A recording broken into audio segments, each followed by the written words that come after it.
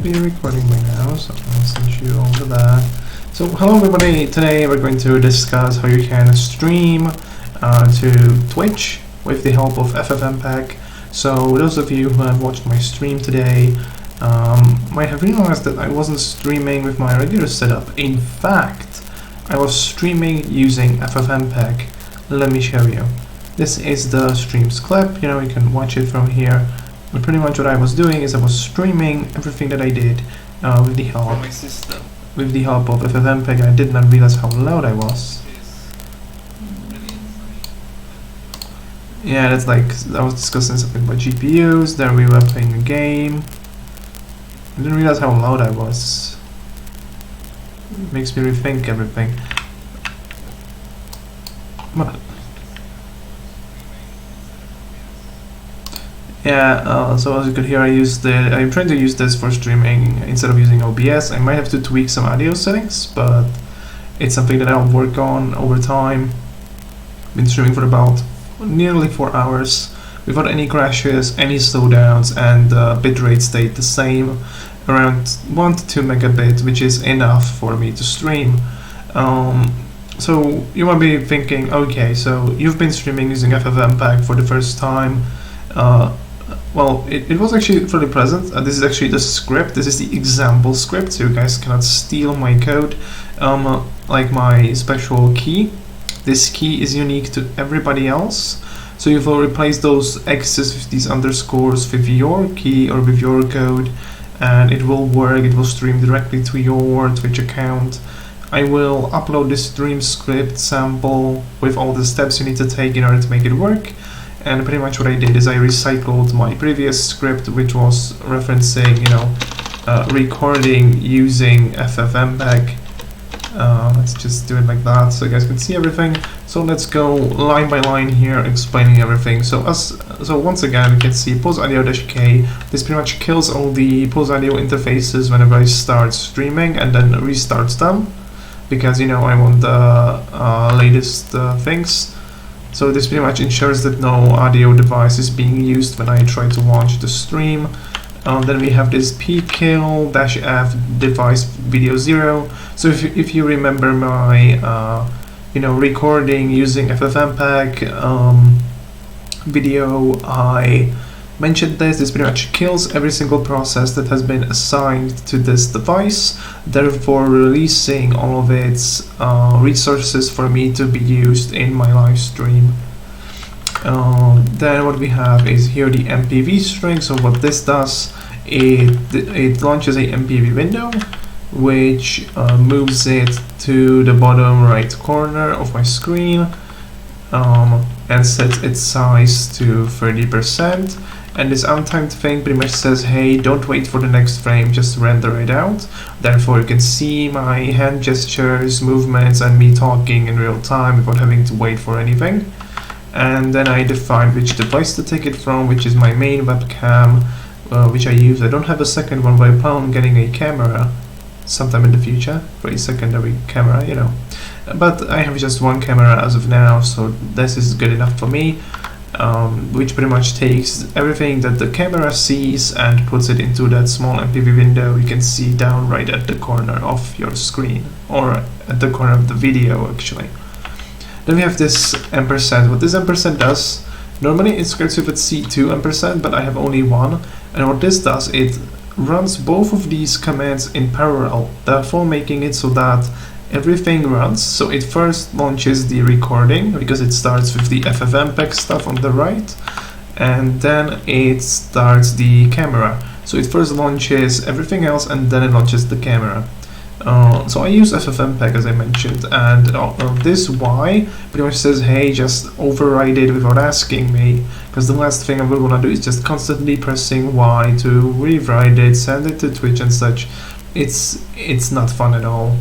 So that's why I have added that in. It makes it all automatic and I don't have to worry about it not recording anything. Then we have this dash F thing. This dash F pretty much defines a format, and the format for X11 grab. X11 grab is a utility from X11 which pretty much takes everything from your X11 session, which is what's used to render on your windows, all the icons, all the colors and such. That's what X11 does. And X11 graph just takes every single frame. Then we have -s, which defines the size. I have typed in the size of my monitor, so that's that. My monitor's native resolution, which I use. Then I have -e, which tells it, hey, take it from this interface. And what all of this means is take it from both of my displays, but move it 1280 pixels to the right, which is the width on my first monitor on the left of me right now. So I can move my mouse over there. You see I can move it. On the second monitor it has a width of 1280, so you may want to adjust it according to your monitor's width. You can find it out pretty much anywhere, just adjust it to your monitor width. This works for me, so I use that. Next I have thread 0. Thread 0 pretty much says, hey, use all the available cores you have to, well, do all the recording, in this case, all the streaming. So it will take every single core from my CPU, which I may plan on upgrading to a 8 core, to make it a bit faster, but it's a plan for the future. So it will use every single core available at its disposal.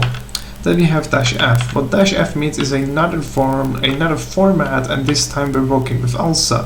ALSA is the sound system for every single Unix or Linux distribution, which uses ALSA as its sound system. So that's what we are using here. That's what my system uses, so I use ALSA to do all the things. Then I have -i again to tell it, hey, ALSA, take this input, which in my case is my microphone that has been set as the default. Normally I would have 2 audio devices, but I've disabled the audio device inside of my webcam. Therefore, it uses just the microphone, and I don't have to worry about it.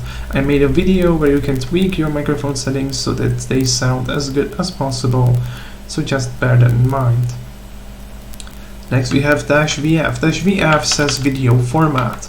Under the video format, we've set scale. So let's say you have an internet connection and it's somehow limited. So you don't want to stream your entire screen to everybody, but a set resolution. In this case, I'm streaming 720p. So the stream was running at 720p 30 fps because ffmpeg records at 30, but at any resolution, so 30 fps any resolution. So I set it to record. Record my entire screen, but scale it down to 720p. That's what I'm doing here with the scale. I'm scaling it down. In order to scale it down, however, you need to define a codec it has to use. What the codec does, it pretty much says, hey, use this H.264 codec, which is used by Twitch to show you all the clips, all the streams. So that's what I'm using. I'm using the H.264 codec, which is mostly used for up to, I think, 1080p content. And then you have the H.265 codec, which is used for 4K and higher, so Ultra HD. Since I'm trying to stream at somewhat HD quality, I use H.264 instead of using H.265. Next we have G24. So what I'm telling with this is, hey, since I'm streaming at 30 FPS, it's really close to the, it will get every single frame, pretty much every single frame, and push it to Twitch pretty much every 24 frames a second. You could try and tweak this, however I recommend leaving it at this.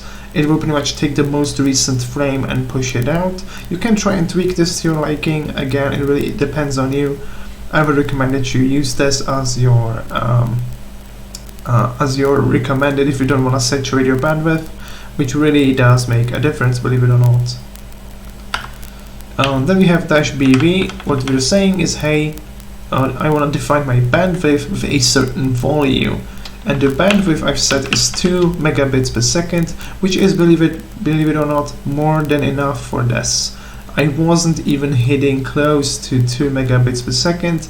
I was streaming with this for about 3 to 4 hours straight without any issues whatsoever, and no dropped frames, no sound issues. Well, aside from it being extremely loud, I'll have to fix that, but everything else worked. Then we have presets. So pretty much what Twitch does is it can, well, not Twitch, this is what MPV does. MPV can be set to a certain preset. There are multiple presets. There's a fast preset, normal preset, high preset, fast preset, and a ultra fast preset, and a bunch of other presets depending on what your configuration is. I would recommend that you use the ultra fast preset so it doesn't use as much of your CPU's power, but it also gives you, the best quality you can get whilst not sacrificing any of the frame rate that you have available at your disposal, which is actually, believe it or not, more important for the viewer than the resolution. The resolution is obviously important, but not as much as the frame rate. Because if you have a stream that's running at like 10 frames per second or maybe even 4, nobody's gonna watch that. They'd rather watch a 640p stream at 60 or even 70 FPS than a 4 FPS stream at 4K. That's pretty much how it all goes. Then we have -C. What I'm telling it is to use a set codec for the microphone. Pretty much I'm using the AAC, which is a advanced audio codec. So I use this to, capture all the audio at a fairly high quality. And also we don't have this pix format. What I'm telling it with this is, hey, I want you to use this to render all the pixels. I'm using JUV for 20p. It works great. There are a bunch of other ones you can use. However, I would recommend that you stick with this one because it really, makes it work really, it's really simple to use, and I tried to make it as simple to understand as possible. Next, we come to the very last section, which is the which is like the format, and then FLV. So what I'm telling it is I wanted to use the FLV component, which is a part of VLC and such, to take every of those other things from ffmpeg and push it out onto Twitch. The part of Twitch is this part in these double quotes, the RTMP, Live Lags, Twitch TV app, and a bunch of X's. Let me explain what all of this means line by line, or part by part actually. So what's this RTMP? This RTMP thing is actually, let me show you, is actually, a sort of a protocol. It's called the real-time messaging protocol and is used for streaming multimedia across TCP/IP networks, which means we can use it to stream pretty much what you see on the screen to either any device at home or any or any service, like streaming service, for example Twitch. You can set usernames and such, but what's important is you can put in a link, and you can say a maximum timeout, the size of the buffer and such. It doesn't matter. All that matters is that you guys know why I'm using this. It's a real-time messaging protocol because you want to be able to interact with everyone in real time instead of having being delayed. So yeah, back to the script.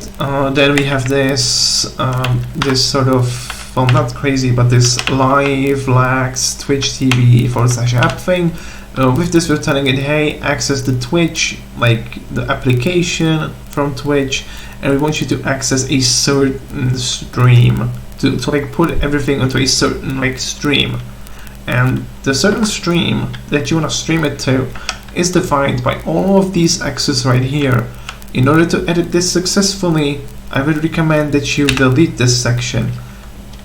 However, I'm gonna leave it into the script. Just make sure to remove those X's with those underscores. You'll soon see why. So what you'll do is you'll then go into your dashboard. So once you're at your dashboard right here, you wanna go to Preferences, Add Channel, and you'll see this primary stream key. You want to click copy. You want to click just this copy thing. Once you click it, it says it's copied. I'm not gonna show it because people would be able to stream on my account, which I don't want. Just click copy, go back in here and middle click or insert it, but make sure to get rid of all the X's with the underscores and then paste it in. I am not gonna do that, as you can probably tell. I don't want to have anything to do with this, so there we go. And that's pretty much it. That's the entire script explained.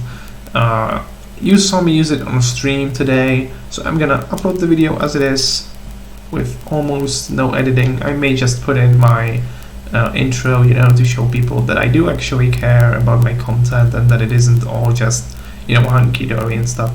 So yeah, I hope this video was interesting for you guys. I'll upload the script and put it into the link in the description where you can find it on my GitHub page, and you can start using it for streaming if you don't want to use OBS, for example. I pretty much replaced my entire OBS with just ffmpeg, and there's a lot more I can do with this. So I'll be actually streaming tomorrow again, I think. Not really sure if I want to, but we will have a lot more games to play tomorrow, so it will be a lot more interesting. At least I hope it will be. And with that note, I'd like to end it off. I want to thank all of you for joining me today, and make sure to share this around, share my content around if you find it interesting, and I will possibly make more videos like this in the future if there is enough demand for it. And it also makes it really simple for me to make this content, because I can just hit record, talk about stuff, end it, and that's it. So if there are any things you're curious about, for example using certain pieces of software, just let me know. I'll gladly help or gladly make a video about it, because I really need to get more content on this channel. Feed the algorithm. It's important. So yeah, on that note, I would like to thank all of you for joining me today, and make sure to stay safe, have fun, and I'm signing out.